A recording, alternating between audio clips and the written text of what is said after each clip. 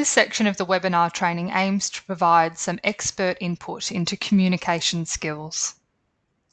The first section has been prepared by Helen Wallace, a senior social worker at Caxton Legal Centre, as a guide to undertaking person-centred communication with older persons. Adopting a person-centred mindset or approach involves viewing the older person at the centre of the communication. We view, listen to and support the older person to use their strengths and talents to make decisions for a meaningful life on their own terms. And this means that we encourage the person's participation in the encounter. We feedback what people find good or bad about the service. We accept each person is unique and adapt how we offer the service to suit them as best we can. We will remember that the person has the power to decide. We don't take it from them. They are the experts on their lives. We are not. Helen notes that effective communication is a secret weapon in effective financial protection service delivery. Be clear with yourself and others about your mandate to engage in conversation. Don't slide into different roles or purposes, for example, giving advice. Remember that your target audience is 100% of the senior population, not just those with good mobility, hearing, sight, cognition, mental health and mastery of the English language. In other words, we're aiming to provide a universally inclusive service. General strategies for effective communication include keeping your head up, eyes on the person's face, monitoring your speed of speech and slowing down, pronouncing your words clearly. Being aware of the emotional and physical state of the person. Getting the person's attention before launching in. Adjusting your pace, tone and pitch to optimise being understood. Allowing time for the person to process information. Don't rush them. Continue the non-verbal communication through nods, smiles and facial gestures while they're speaking. And be prepared to use all modes: speech, gesture, drawing, pictures and writing. For people with a visual impairment, let the person know you are there and any others present. Let them know if you're moving away. Use the person's name so they're sure you're addressing them. Your non-verbals affect your verbal communication and the way the listener perceives your intention and attitude. Offer accurate, specific instructions such as, please sit to the chair right beside you on your left-hand side. Autonomy is a fundamental value of the financial protection service. Autonomy is a normal, an assumed part of adult life framed by the give and take of interpersonal, familial, cultural and societal relationships. Regarding point 3, Helen notes that there are still ingrained assumptions in most societies about how much autonomy can be expressed by older persons and those people with disabilities. A serious part of the change agenda needs to be to respect the individual choices of people with disabilities. Stephen Hawking acquired severe disabilities, but these didn't erase his passion for physics. When working with older persons, we need to be conscious of the individual and social assumptions and prejudices that come into play. Our presumption should always be that an older person has capacity to make decisions, and we need to remember that our aim is to support autonomy. Older people often state that once they turn, say, 80, people start to assume they have cognitive decline. Similarly, older people with a diagnosis of dementia tell us that those around them are quick to assume they have instantly lost their ability to self-govern. Even though dementia is a terminal illness, they may have many years of declining but reasonably good cognitive function ahead of them. It's disempowering and disrespectful to be treated as if you've lost all decision-making capability. Support can supplement the person's diminishing abilities so that they are still the central voice in any decision-making. Regarding point 4, Helen notes that the person's right to live with risk is an interesting area.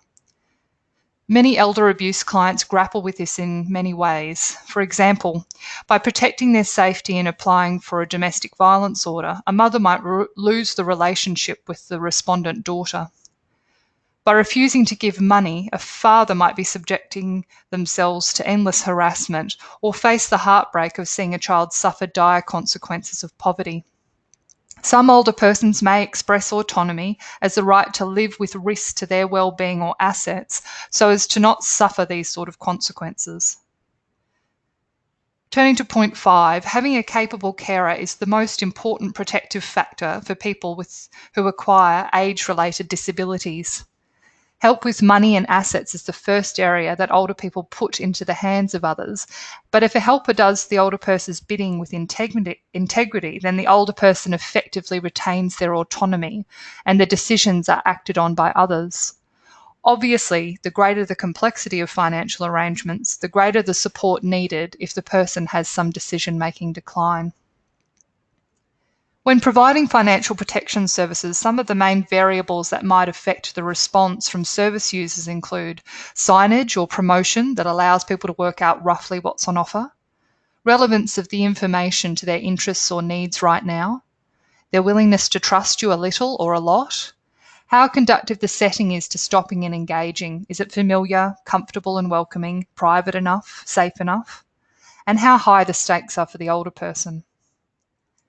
Establishing trust may make or break the effectiveness of communication. How much people will disclose is partly determined by the level of trust they feel they can have, and there's a continuum. Some people reserve disclosing information for trusted confidence. Others instantly trust strangers and over-disclose. We should expect to encounter every variable in between. For older people who already know that they're being exploited or pressured, the whole topic of financial protection is a loaded one and the stakes are high. Discussing the topic or thinking about it in detail may trigger a wave of anxiety, fear, grief and shame. And suddenly becoming aware of exploitation, manipulation or deception for the first time may also trigger strong emotions. Others might reveal nothing of their feelings and be able to control their outward presentation. If people become distressed or angry, listen actively and attentively. Acknowledge their feelings. For example, this situation must be very painful for you. Don't be afraid of tears. It's often a healthy human reaction. Normalise their experience. For example, we meet many people battling with this. Ask them if they want referrals for support, and if anger arises, stay calm. This does improve with practice. Show an interest in problem solving, but abuse is never acceptable. Invite the person to come back when they've calmed down and call security or police if you feel threatened. When conversations have been intense, debrief with your supervisor. Don't take it home. Our next communication expert is Jan Perkins, President of the Financial Counsellors Association of Queensland. Jan has provided this information on talking about money. Financial counsellors are an important referral partner for the Financial Protection Service. Financial counsellors provide free, independent and confidential information, support and advocacy to assist people in financial difficulty. Financial counsellors have an extensive knowledge of a range of areas of law and policy, including consumer credit law, debt enforcement practices, the bankruptcy regime, industry hardship policies and government concession frameworks, according to Financial Counselling Australia. Jan recommends that outreach workers skill up on appropriate topics and approaches to conversation, and offered some general pointers on having conversations about money and working with disadvantaged clients. The ASIC Money Smart website is a key resource kit for how to deliver financial information. We recommend you familiarise yourself with the ASIC Money Smart website. The practice manual conversation prompts and referral areas in Appendix F are drawn from the MoneyMinder website and other sources and will help to set the tone and scope of conversations. Outreach workers may also wish to utilise the ANZ Money Minded training. There are free activities on the Money Minded website, which is on the slide, and these cover attitudes to money, spending habits, budgeting, banking, credit and superannuation, and can be used by workers to understand how people's attitudes, values, wishes, views and beliefs may impact on their financial habits. Community sector staff and financial counsellors can also apply to attend free 2-day Money Minded facilitator training. Workshops use case studies and activity sheets and provide useful summaries and definitions of financial terms, which may be a useful addition to outreach. Training is delivered via the Smith family in Queensland, and inquiries can be made to Marie Sayer. Contact details can be provided by the project lead. Jan offered the following general pointers for workers when talking to older people about money. The first step in any conversation should be to build rapport and trust with the older person. Some people may be happy to disclose information about their personal circumstances, and others may prefer general information. It will be helpful in building rapport and trust not to seek personal disclosure from an older person early in an initial engagement. Service providers should be ready to speak generally about financial matters. It's important to use respectful language, acknowledging people's values and attitudes, cultural norms towards money. Undertaking the money-minded online training is a good way for service providers to check their own values and attitudes and ensure these don't inadvertently impact on conversations. Service providers should have hard copies of resources, online information and fact sheets available. It can be overwhelming for some people to take in large volumes of verbal information. An older person may also feel they don't want to talk about themselves and their finances. Providing written information, fact sheets and booklets will allow the older person time to process, including by referring back to the information at a later time and make an informed decision. Jan notes that many clients presenting for assistance from financial counsellors experience multiple barriers in dealing with their credit and debt issues, including but not limited to low literacy, English as a second or third language, mental health, living with a disability, variables impacting on employment and therefore income, and lack of sophistication in the complex financial market.